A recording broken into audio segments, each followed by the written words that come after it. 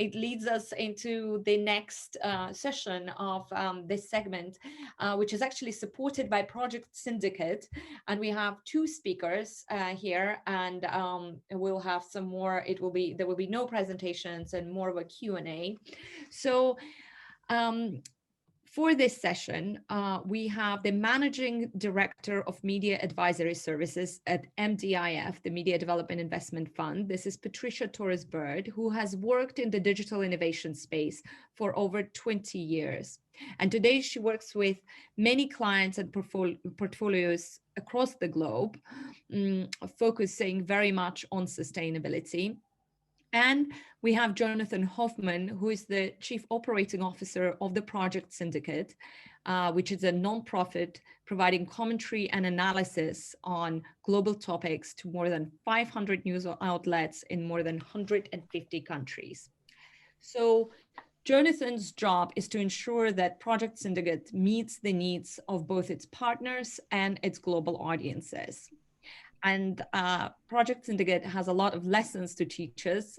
It started before the digital era, or just about when the digital was starting to kick in, as a syndication service. And it has gone through all the loops of trying to create digital products while hanging on to the syndication as the main source of revenue. So Jonathan, it would be great if we could start with you. And obviously, you know, the Project Syndicate has gone through such a long journey, and it will be hard for you to take us through all of it. But can you just take us through kind of the key moments that have enabled you to make syndication a sustainable model for your organization? Sure. Yeah. So, as you said, I mean, we've been around for 25 years, and for us, syndication was really, you know, for at least the better part of that time, for the last 20 years or so, the primary source of revenue that we had. So we would go out, and we continue to do this day, where we commission content written by experts. We translate that content into 13 languages, and we make it available to newspapers and magazines around the world on a nonprofit basis. And what really kind of was the winning recipe for us was to do something that was not commercially oriented, because I think that if we had focused, you know, solely on the bottom line, then we probably would not have made a lot of the decisions that we made in terms of kind of how we prioritize growth areas and what we decided to invest in and whatnot. Because, you know, when you take a look at translating content, for example, and now you see the New York Times, the FT, a lot of these, you know, big household name news media organizations are translating their content as part of their syndication service. We've been doing that since the mid-90s. And, you know, that was kind of, you know, translated into languages at the time, like Arabic, that you didn't have a lot of content providers focusing on, really enabled us to kind of to grow and spread beyond Europe and establish some international footholds. But really the hardest part for us over the course of the last couple of years has been to transition the organization in such a way that syndication stays kind of at the forefront, that we continue to, you know, disseminate the ideas of these important voices and, you know, the world's leading thinkers on a nonprofit basis, while also having a digital presence that we're able to monetize. And kind of the existential question that we had when we set out to do this was, you know, what looks like success on the syndication side, you know, meaning that you have your content appearing in all these outlets around the world, and very often, you know, free of charge.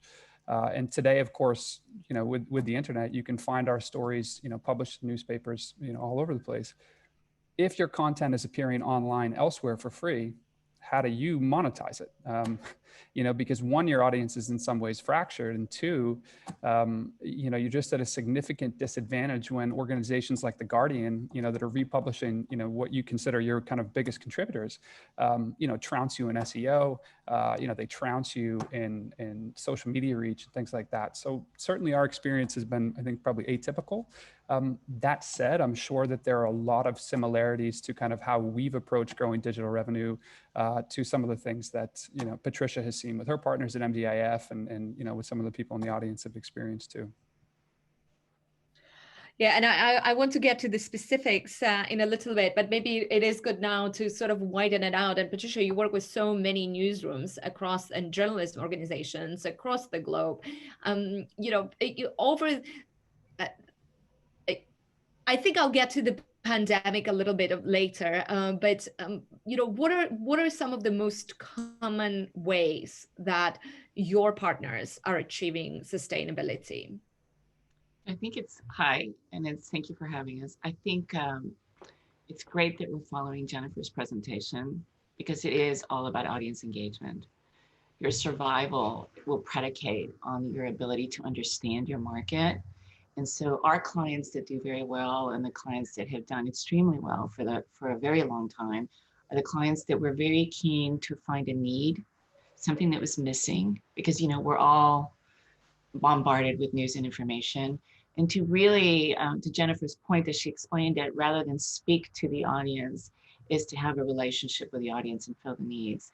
And so the ones that are the best at audience listening, the ones that are the ones that have the best engagement, and then the ones that you know can take that feedback and build on their editorial concept. And so, Jonathan, you just talked about sort of the difficulties of achieving sustainability through the through syndication. But so, you know, what are the solutions? How are you doing it? What's the secret sauce? Yeah, so for us, it's really, I mean, you think of it kind of just like a mix. So our reach syndication-wise, you know, remains as strong as ever. What becomes challenging though, and you know, anybody who's you know, even loosely following the media industry knew that well before the pandemic and now more so after, you know, newspapers and independent publishers have maybe as much money today as they're ever going to have, and they're going to have less tomorrow and less the next day, which means that, you know, we're competing, and there's more content providers. But so from a pure budgetary point of view, you know, we're competing for very scarce resources. And we just recognize that if we were going to try to grow as an organization, our ability to do so via syndication was severely limited. And so single digit growth would be a significant win. And this is back in 2014, 2015. And it was at that time that we realized, okay, we need to change something here, and we need to figure out how can we produce kind of digital first content that maybe complements our syndication arm, but maybe it's compelling enough for readers on our own. And so I think the trick for us has been to keep a strong emphasis on syndication. You know, we certainly, you know, we're traveling, we're constantly going out and meeting our partners, and well, at least prior to COVID, we were doing that. But we're in regular touch with them to try to understand their needs so that we're going out and commissioning the right content and things that we think, you know, are interesting for their audiences, while serving that same content to our own audience on our site, but also trying to find other kind of, you know, digital only products that are exclusive enough that enable us that, okay, if we choose that we want to syndicate them for whatever reason, we can certainly do so. But that they are more a part of like the overall subscription offering that we're making available on a B2C level, as opposed to a B2B level. And so it was really just a question of how do we diversify our revenue streams? So we know that there's always going to be demand for this type of expert opinion commentary. You know, pandemic is a great example of that. You know, back in March, when people are trying to make sense of this, you know, and what is it going to mean? So, you know, whether it's people like Seth Berkley, you know, from Gavi writing about, you know, the challenges with the vaccine and how to disseminate it, you know, or I don't know, economists who specialize in trade relations and things, explaining what it's going to do to global supply chains. People are kind of looking for that. So we know that there's going to be demand for it, but how do we continue to add value, especially in a time, you know, when there's so much subscription fatigue? And this is another thing that I'm sure that, you know, Patricia's partners deal with on a regular basis. How many, you know, news media subscriptions is one person willing to pay for, especially, you know, in a precarious economic situation like this? And that's been one of the trickier parts, you know, in finding what is it that our readers, I think we know what our editors, you know, meaning the papers who are publishing our material, what they value about Project Syndicate. But what is it that our readers really value? What keeps them coming back to us, and what's going to keep them satisfied and feel like, you know, whatever we're charging for an annual subscription makes sense to them, you know? So and that's been tricky. A form of listening as well, back to Jennifer's. Yeah, sure, for sure. I mean, we survey our audience every year to try to gauge, you know, kind of, we did a lot of surveys before we started to focus on kind of a, you know, digital only product offering, but we still do it year in and year out. And it's nice to see that audience satisfaction remains very high. At the same time, there are certainly signals in there that you think, okay, well, we really needs to improve. And it's more and more competitive, with each passing month. So. I want to take a second to encourage our audience to ask questions. It's now open. The questions Q&A chat is open. So go ahead and please ask questions, ask for advice, and so on. But Patricia, I was wondering if you've had any sort of striking examples or examples that surprised you of creativity when it comes to revenue generation, especially throughout the pandemic. Whether any of your partners have done something and have managed to make money, bring in revenue by doing, something unexpected. I think that to follow Jonathan's point, necessity is the mother of invention.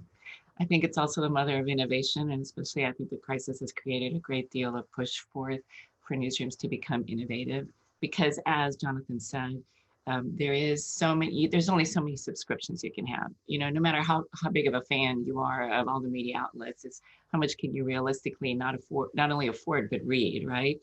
So one of the things that I think we've seen, one of the most fun things we've seen is through our South African Media Innovation Program. One of the partners there, the Daily Maverick, and I really highly recommend everybody take a look at what they're doing, is a digital first launched, I believe, don't quote me on this, forgive me, I should know this. I think it launched 20 years ago, but digital change was recent, maybe 7 years ago. And in the middle of the pandemic, they decided to launch a weekly print issue when print is going down, when print is shrinking, when it's, but they did it very strategically. They partnered with a supermarket outlet that's providing the print subscriptions and delivering the issues. And so far, the experiment that they launched sometime, I believe in late August, is working extremely well. Now, they've done a long-term plan, strategic plan for this. This isn't just we're going to test it. They've got a visionary plan for the next 5 years.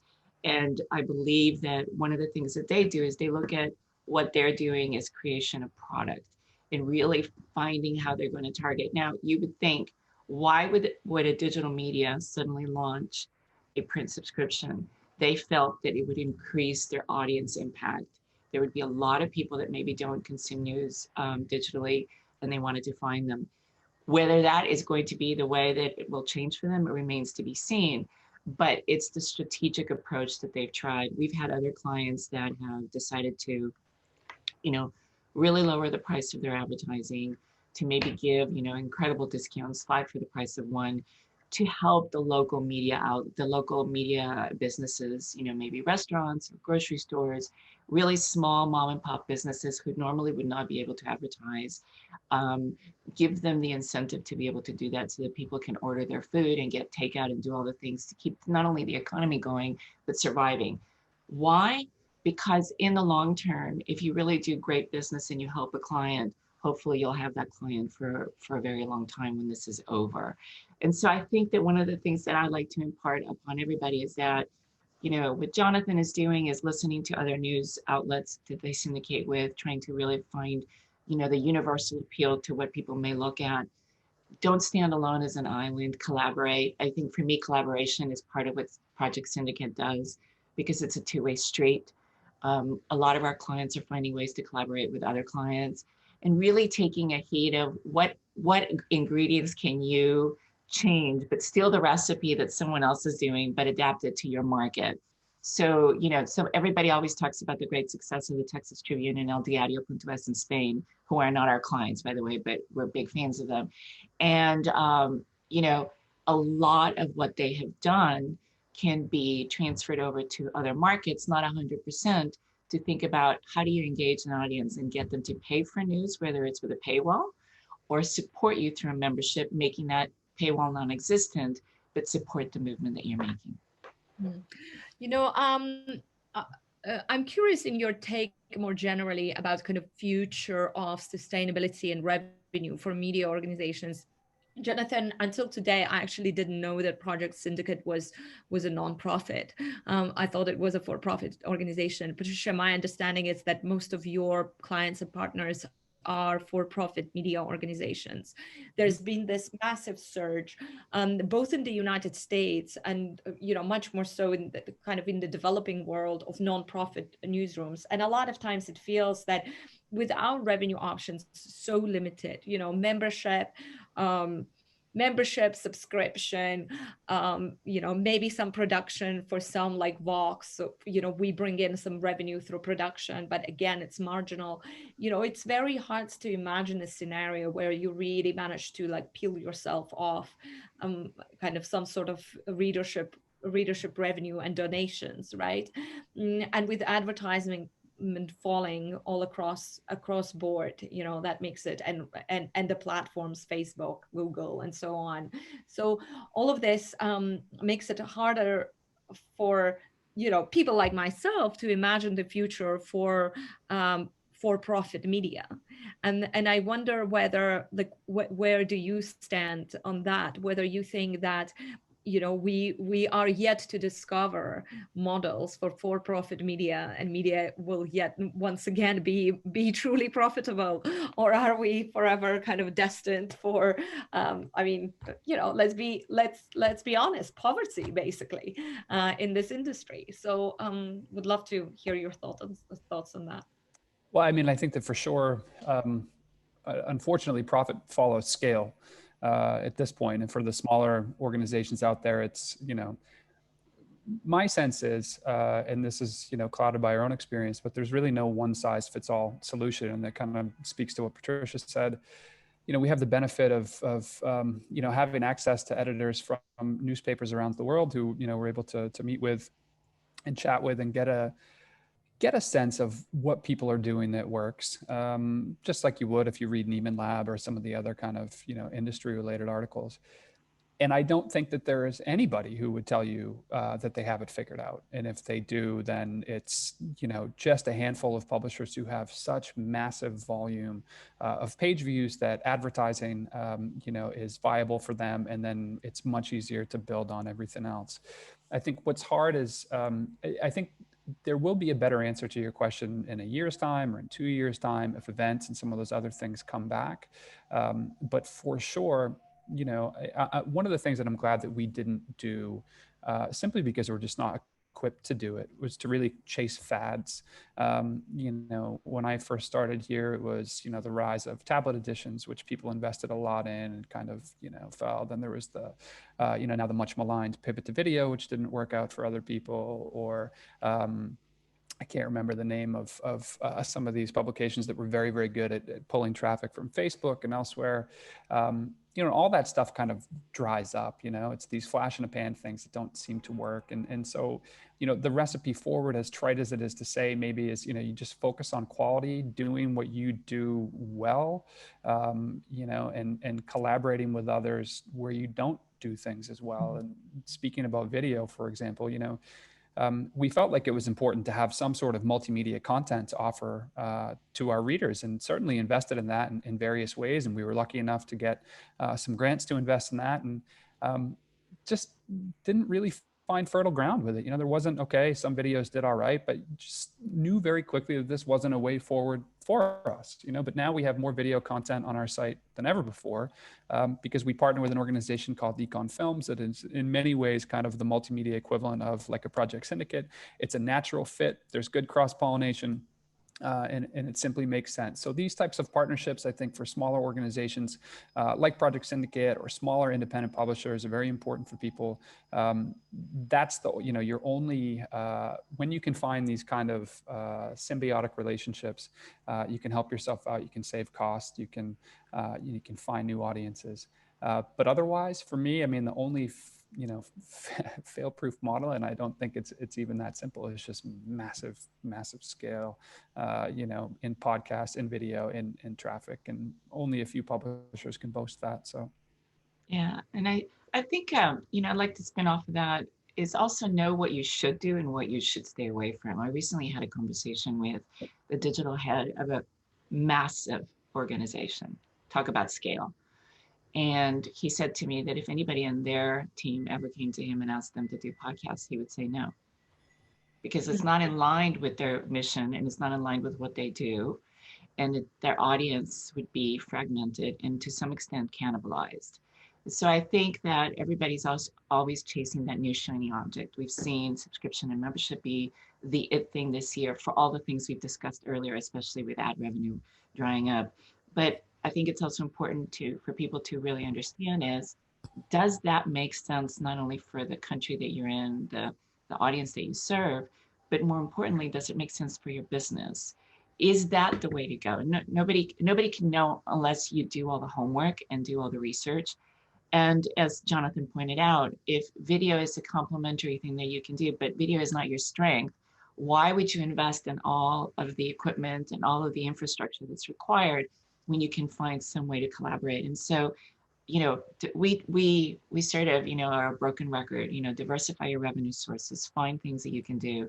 You cannot only be dependent on one, but if you mix it up, a lot of the people on this conversation are dependent on grants, but grants are uncertain. And so make sure that you have other sources of revenue that you can count on whenever that particular grant source either dries up or changes their focus on what they're doing. And so it's a way of always thinking outside the box and making sure that, oh, you don't get comfortable. I guess the thing I'd like to say is don't get too comfortable, because this crisis has shown us that everything we thought we knew really got turned upside down. And, you know, before last year we were talking, do virtual, do events. The events are a great thing, do trainings, you know, and look at what happened. So we're about to learn a lot of new things, and taking the lessons that we learned from COVID and moving them forward and applying them to smarter, more resilient business models, I think will work. And what do you think are the biggest lessons? I mean, you've listed some great ones, you know, focusing on quality, listening to the audience, building up from Jennifer's presentation, the diversifying revenue as much as possible, not relying on single funders. You know, this is all great, great lessons, and frankly, things that we knew even before the pandemic happened. Is there anything that this pandemic has taught us that we shouldn't be forgetting when it is finally over? So Jonathan, can I go with that real quick? Please, I think we've seen that audience habits have drastically changed for obvious reasons. Our lives have drastically changed for obvious reasons.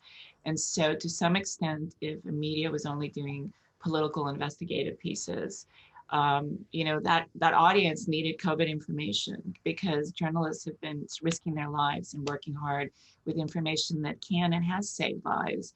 And so the really astute ones, again, going back to Jennifer's point and going back to what Jonathan has said, sort of have been watching that shift. Doesn't mean they stopped doing the investigative, but is there a new content that you can provide? And again, does that new content does it fit within your strategy? Does it fit within your mission? I don't believe if you're an investigative piece, you should certainly start doing recipes, right? But you should really sort of follow what the audience is looking for and where they're going. And I think it goes back to the full circle. And then lastly, I just want to really emphasize that, you know, what Jonathan is doing in terms of his team, and I'm speaking for you, Jonathan, but please jump in, I am sure has to be all the way top down, bottom up engaged, and that everybody in that media organization knows we're pivoting to subscription, and this is what it's going to take, and editorially, this is what we need to do. We're pivoting to membership. This is a different way of communicating because it's a relationship engagement. We're going to diversify, and this is what we're going to do. But it has to be something that everybody is aligned in order to not only make the effort successful, but make the return on investment viable. Absolutely. And I would say that you can't discount the amount of I don't want to say headbutting, and I mean, it was really, for us, the transition was significant. And when you're trying to chart that course forward, and look, we just passed 10,000 paying subscribers, from a B2C point of view. Congratulations. Thank you. Congratulations. That's fantastic. I'm going to start using them as an example. Thank you.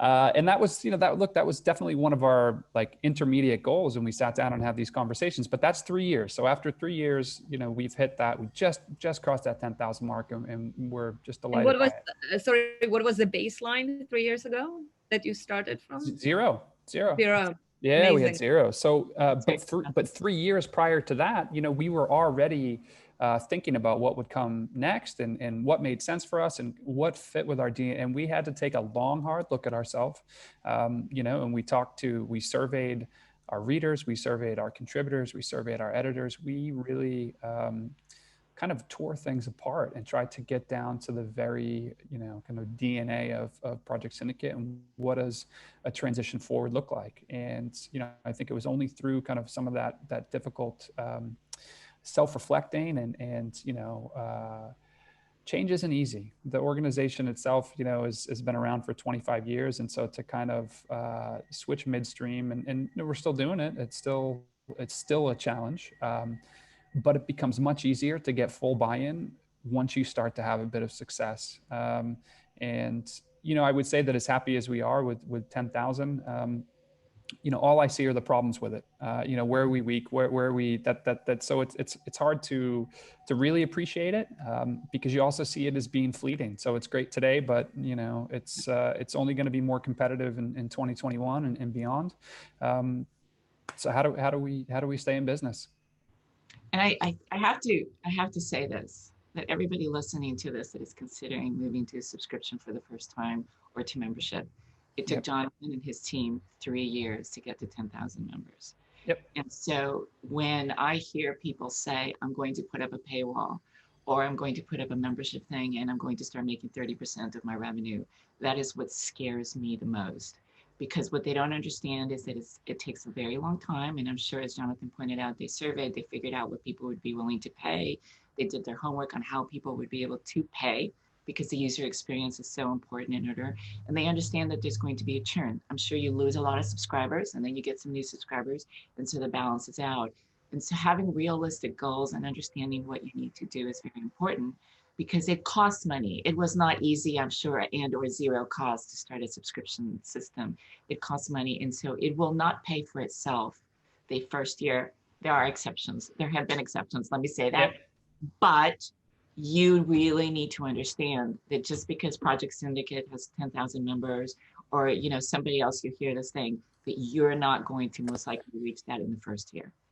No, sure. The technical, sorry to just jump in if I may, but just the other thing that I'll say is the technical challenges are one things that we have not talked about. And I think there are more out of the box solutions today than there ever were before.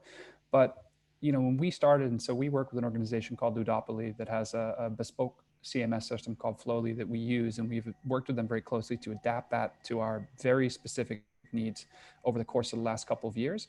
But even things like, you know, when GDPR happened 2 years ago, there was no playbook for media in terms of what to do. You know, I started just reaching out to lawyers to figure out like, how do we get in compliance with this and at what cost? And so it's gotten a little bit easier to do some of those things, but the challenges are not going to be just editorially or organizationally. You know, it's everything from figuring out how to deal with expired credit cards. You know, it's like the big and small stuff. It's difficult. And if I may add, you know, in my experience, and one of the biggest revelations of sort of setting up a startup myself, and we're building the membership program and about to launch. One of the big lessons of the last 4 years for me is how bad journalists started telling their own story. And, you know, in order to get the subscriptions and in order to build a successful membership model, we have to foremost to be able to communicate that story to our audiences. To do that, like what is, like if you had, like most newsrooms, I'm sure representatives of newsrooms listening to us now, you know, probably have very limited resources. If you are setting up subscription, if you're or a membership program, and if you have just about money for just one hire, what is that skill set that you would bring to the team? Is it marketing? Is it business? What would you know, if you had to make hard choice? I would say that you have to have an audience engagement person that is really understanding and depending on which way you go, because getting the subscribers might be the easy part. Retaining them is the hard part. And I use a crazy analogy. We all have been to a restaurant that serves great food, but the service was terrible. We'll never go back, right? And it might be the most fabulous place, but if you were treated badly, you just won't go back because you had a bad experience. And so really make sure that you've got someone or someones, if you can afford it, that are really curating and taking care of that relationship. Somebody that buys a subscription, it's a transactional thing, but they believe, they trust in Project Syndicate. This is information that they need but they also need, there also needs to be that two-way relationship. In memberships, for your example, people are supporting what you're doing. It's a movement, and they also need to be heard. That's great. Great advice. Yeah. Jonathan, we got about a minute left for our session. So if you've got anything to add to that. No, I think that's a very astute point. And I would say that it's also good, I personally will still respond to some customer service complaint. If I happen to see something come in, at an off hour, will reply myself. I just saw something come through this afternoon with somebody that I helped a year ago with their subscription. And, I want to make sure that person gets a reply, because, we don't kind of couch it as membership. It's more of a pure, there's the underlying, look, this supports our mission. And by doing this, you're enabling us to kind of, continue our operations around the world. But at the same time, it is inherently transactional. You're paying for this content. And if you can't access it for any reason, you better get an answer, and get an answer quickly, because that's the world that we live in. That's great. Patricia, Jonathan, thank you so much for joining us. This was really fascinating. And I think there will be, if you had a question or think of a question later, there will be an opportunity to ask questions on a LinkedIn group that the organizers are setting up. So there will be more information coming in on that, I'm sure.